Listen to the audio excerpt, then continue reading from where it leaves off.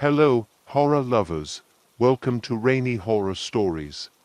In this series, we'll be narrating the most disturbing Let's Not Meet stories from Reddit that will send shivers down your spine. Please subscribe to the channel. Your support is our biggest motivation. Also, let us know in the comments which city you are listening from.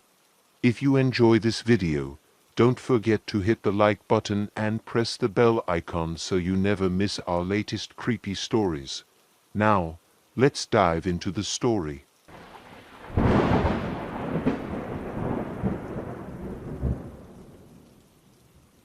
When I was about 9 years old, something happened that I will never forget, and it still gives me chills to this day. Now at 25, the memory is as vivid as ever. I grew up in a terraced house, which is basically for houses combined. Each of us had a small patio. The neighborhood was a busy one, with plenty of similar terraced houses.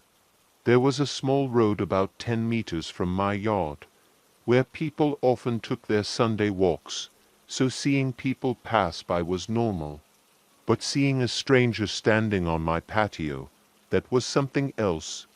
Back then, I was usually home alone for about an hour after school before my mom came home from work. My school was just 50 meters away, and my mom figured I was responsible enough to handle it. I had my little routine when I got home: lock the front door, then double-check the back door that led to the patio to make sure everything was secure. Being home alone still scared me, even though it was broad daylight and only for an hour. But I would hurry upstairs to play as much PlayStation as possible before my mom came home and made me do homework.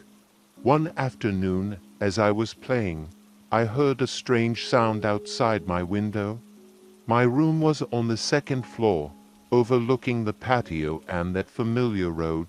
The noise sounded like a cat meowing, which was odd because my cat had been missing for over 3 months. My heart leapt, and I thought, could it be him? Has he come back? I raced downstairs, full of hope, but the sight I was greeted with still haunts me. There was a man standing on my patio. He was tall, with long black hair that covered half of his face, making him look like a character out of a horror movie. His clothes were ragged, and he was making these eerie, high-pitched sounds, almost like a cat. As I stared in horror, I noticed something else. He was eating the cigarette butts from my dad's ashtray. The brown liquid from the cigarette was dripping down his mouth. He was completely unfazed by the fact that I was watching him. I was paralyzed with fear, but eventually, I snapped out of it and screamed as loudly as I could. The man did not react. He just kept eating from the ashtray, continuing to make those strange sounds. I ran upstairs, locked myself in my room, and called my mom, who immediately called the police. While waiting for help to arrive, I was shaking, hiding under my blankets, and listening to the horrifying noises coming from the men outside. At some point, I blacked out from fear, but the next thing I remember is hearing voices outside. Police officers talking to the man. They were telling him things like, "What are you doing? Come over here, or we will arrest you." But the man did not respond. Instead, he just screamed louder, the high-pitched sounds becoming more intense. Peeking through the window, I saw 2 police officers, a man and a woman, standing by the fence. I could not see the strange man because he was directly beneath me, out of my view. Suddenly, the man let out a blood-curdling scream and charged at the female officer. He knocked her out cold.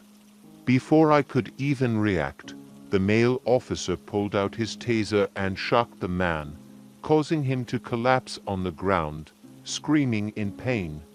It took some effort, but the officer managed to handcuff him and call for backup and an ambulance for the injured officer. I was still frozen in fear, but when the officer saw me staring out the window, He looked up and said, "I sure hope you didn't see all of that." At that point, the adrenaline wore off, and I burst into tears.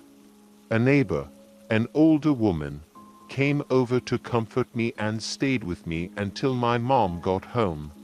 The police took the strange man away, but not before promising to return later and explain what had happened.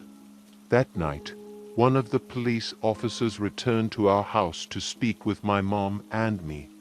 What he told us left me feeling a mix of fear and sadness. The man who had been on our patio was not just a random trespasser. He was a man diagnosed with severe autism, who had escaped from a nearby facility about 5 kilometers away. What was even more shocking was that this man had lived in our house 5 years before we moved in.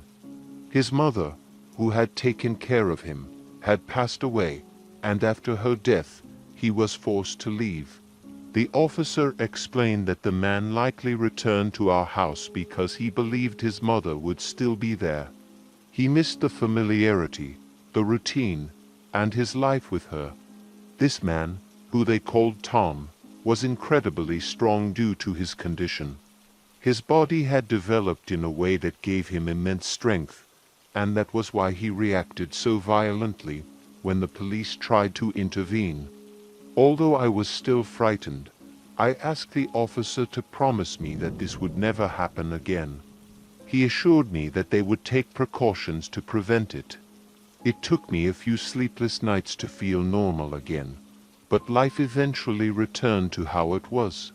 The years went by, and I never saw Tom again, until about a year ago. By this time, I was living in the house alone, having bought it from my parents. I was enjoying a quiet morning on my patio when I noticed a man standing by the fence, staring at me. His hair was gray now, but the high-pitched noises he was making were unmistakable. My heart raced as I realized who he was. Tom had returned.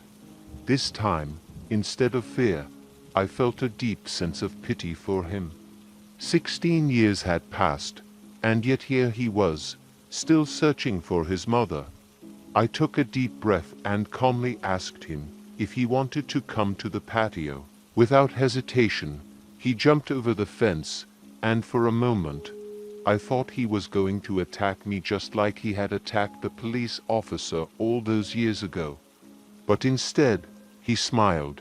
I invited him to sit down, and although he did not respond, he followed me into the house. His face lit up with joy the moment he stepped inside, and I realized that for him, this place still felt like home. He sat down on the couch, turned on the television, and immediately switched to the cartoons. Watching him sit there, so content, made my heart ache.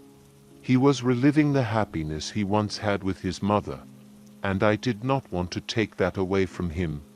After a while, I realized I needed to call the facility to let them know where Tom was. His caretakers arrived within minutes, and after some convincing, Tom got up, crying, and left with them.